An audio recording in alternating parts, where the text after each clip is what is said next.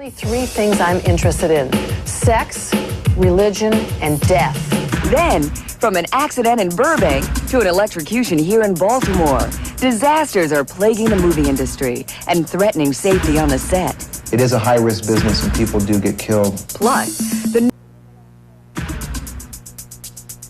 you may remember last fall when a man was electrocuted on the set of Men Don't Leave, the new Jessica Lange film, which was shot right here in Baltimore. Unfortunately, the accident took place on the last shot on the final day of shooting. And although electrician Pat Duncan was an experienced veteran of the business, the incident inspired us to check out just how safe movie sets are these days.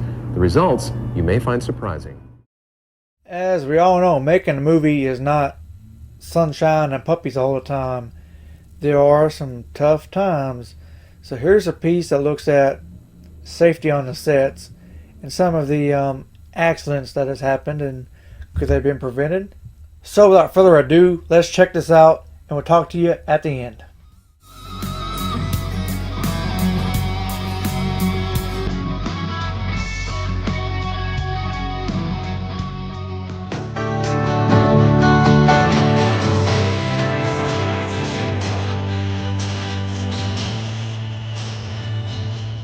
I think most people don't realize that the danger that they're seeing on screen is often real danger.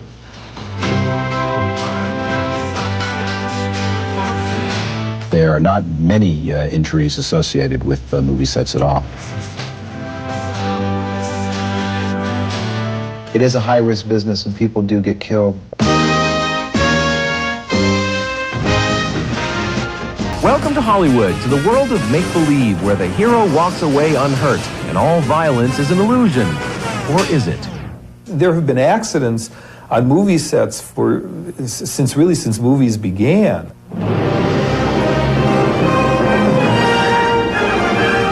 In 1927, a chariot driver in the film Ben Hur was thrown 30 feet to his death.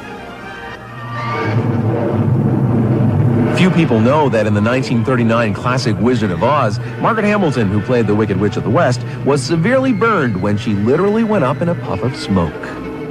Hollywood, you're looking good. In 1986, stunt pilot Art Scholl was killed while filming an action sequence for the movie Top Gun.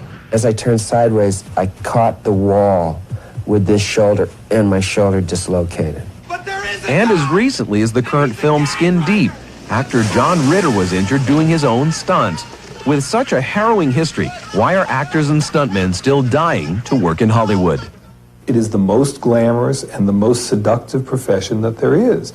And so there will always be people who are drawn to it for whatever reasons, and who will probably continue to take unnecessary risks.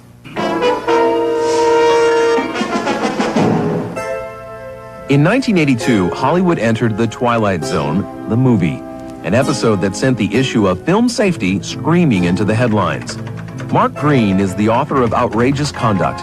His chilling book looks into the making of that grisly helicopter scene in which actor Vic Morrow and two Vietnamese children were killed. That incident and the lengthy court trial that followed proved not every story in Tinseltown has a happy ending. It used to be that people on a set all thought that the director was God, and now they realize that there is a higher God, there's a district attorney. Do you consider placing a bomb underneath a structure with a helicopter going to be flying over it a safe procedure? No, I do not. Although the movie's director John Landis was ultimately acquitted, Green faults him with having too much control and too little maturity, intimidating his crews, ordering bigger, more dangerous explosions, and violating child labor laws. You had a very imperious, an overbearing director who wanted what he wanted when he wanted it. It's horrifying to watch it. He had a helicopter swoop down 24 feet over the actors' heads. He took risks with other people's lives, and he lost. He's yelling, lower, lower.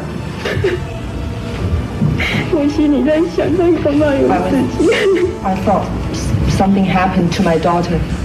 Who's in charge of a set? As long as that question is not adequately answered, I think inevitably, accidents will occur. With regard to the production, the director is the ultimate decision maker, we believe. The Directors Guild will no longer comment on the Twilight Zone tragedy. But after the incident, they did help create guidelines for the use of helicopters and explosives on movie sets. Certainly safety is more important than any time or money that's associated with making movies.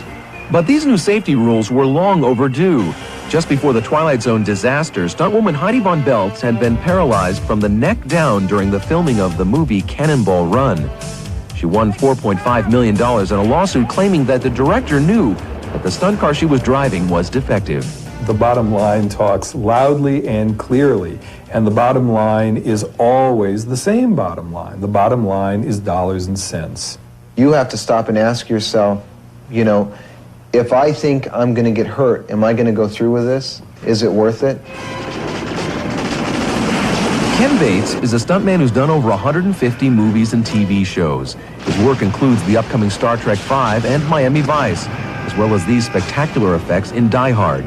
It's his job to take the risks, to make sets safe for others. If I get hurt, it's because of my oversight, my negligence. And I think everybody is pretty much, in this business, I feel everybody is pretty much responsible for themselves as a performer. Ken's good friend Dar Robinson was killed during the making of the film $1 Million Mystery. One of the world's most renowned stuntmen, Robinson died from a relatively routine motorcycle accident. When he crashed, no ambulance or chopper was standing by to take him to a hospital. It's sad when you lose a friend in this business. And, you know, Dar's the one that told me himself that this business isn't worth dying for.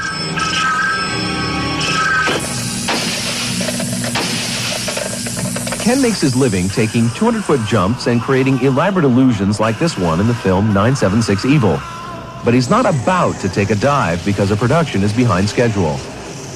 It's going to be high pressure. That's part of the deal. You just have to know how to deal with it and how to deal with the business and be safety conscious at the same time. While time is money on the set, we have been successful in this community in raising the consciousness level of directors and everybody else associated with movie making that safety is the most important element. Hollywood hazards will always be bigger than life. Although its safety record is improving, 4 people were killed in a helicopter accident during the production of the Chuck Norris movie Braddock Missing in Action 3. 5 months later, Sylvester Stallone was nearly struck by a chopper during the shooting of Rambo 3. And both these helicopter incidents occurred after the Twilight Zone disaster. Most people would kill to get into the movies. Far too many get killed making them. As long as dollars and cents count for more than life and limb, we're going to have calamities like this in the future. And celluloid heroes never really die.